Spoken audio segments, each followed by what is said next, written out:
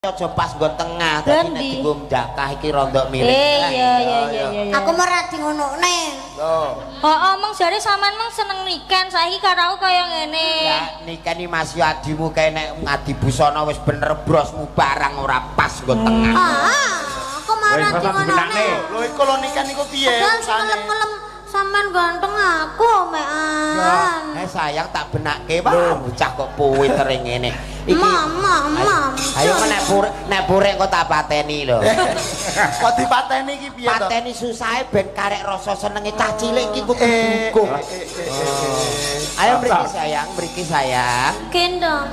Wah, Ngene iki lho. kandhane iki malah sentuk bejo sampean iso gendong niken lho. Gede kok nyuwun gendong ya. Lah rasane kaya ape geret lori ya. Ayo sayang. Sia-sia temen iki lho.